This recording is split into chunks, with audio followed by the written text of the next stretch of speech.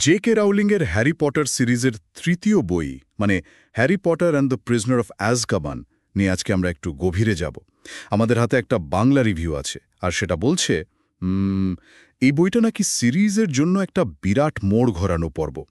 হগওয়ার্টসে হ্যারির থার্ড ইয়ারের গল্প, কিন্তু রিভিউ বলছে এটা নাকি স্রেফ একটা স্কুল অ্যাডভেঞ্চার না, এর চেয়েও বেশি কিছু। তো চলুন দেখি কেন এমনটা বলা হচ্ছে। হ্যাঁ, রিভিউটা কিন্তু বেশ জোর দিয়েই বলছে যে এই বইটা গল্পে একটা অন্যরকম ডাইমেনশন যোগ করে। মানে শুধু স্কুলের ঘটনা না, হ্যারির অতীত আর জাদুকর জগতের কিছু অন্ধকার দিকও এখানে সামনে আসতে শুরু করে। সম্ভবত এখানেই এর আসল ব্যাপারটা। আর শুরুতেই তো উত্তেজনা। অ্যাজকাবান জেল থেকে সিরিয়াস ব্ল্যাকের পালানো। সবাই ভাবছে লোকটা ভয়ঙ্কর, আর তার টার্গেট হচ্ছে হ্যারি। মানে শুরু থেকে একটা থ্রিল আছে।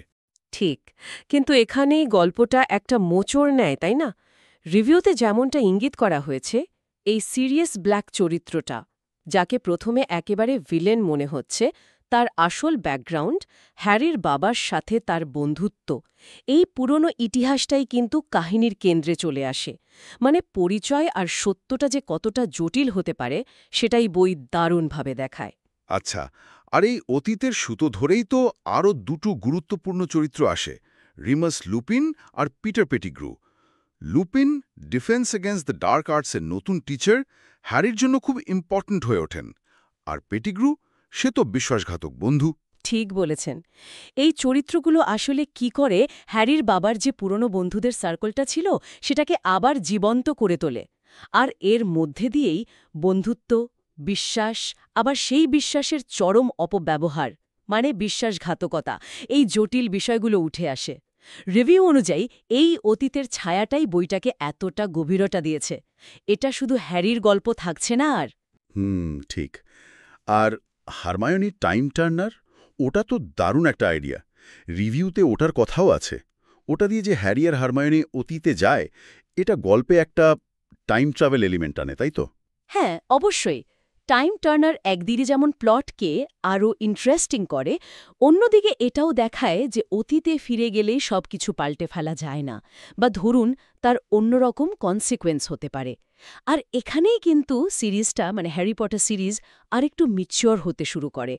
আগের বইগুলোতে যেমন স্কুলের মজা, অ্যাডভেঞ্চার ছিল, সেটার পাশাপাশি এখানে আসছে বাবা মায়ের অসমাপ্ত কাহিনী, বন্ধুত্বের ভাঙন, পরিণতির ভার।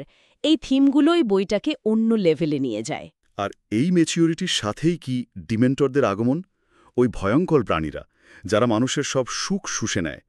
এটা তো বেশ ডার্ক একটা আইডিয়া, তাই না? একদম। ডিমেন্টররা তো আসলে ভয়ের একটা সিম্বলিক রিপ্রেজেন্টেশন। আর হ্যারির যে ওদের বিরুদ্ধে রুখে দাঁড়ানো, ওই প্যাট্রোনাস চার্ম তৈরি করা, রিভিউতে এই অংশটাকে খুব গুরুত্বপূর্ণ বলা হয়েছে। সাহস আর নিজেকে রক্ষা করার একটা খুব পাওয়ারফুল ইমেজ তৈরি হয় এখানে। এটা হ্যারি নিজের ভেতরে শক্তি খুঁজে পাওয়ার একটা বড় স্টেপ। এই মুহূর্তগুলোই বইটাকে অন্যরকম করে তুলেছে।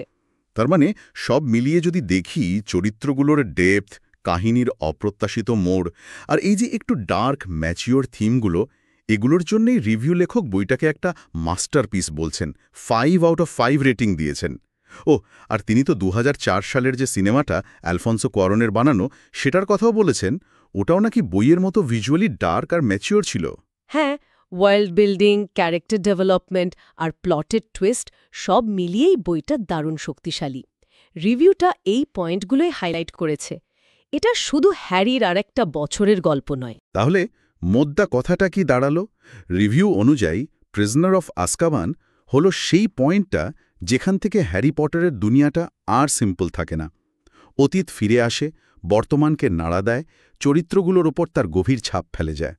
আর পুরো গল্পটাকে একটা নতুন, আরও জটিল, কিছুটা অন্ধকার দিকে নিয়ে যায়।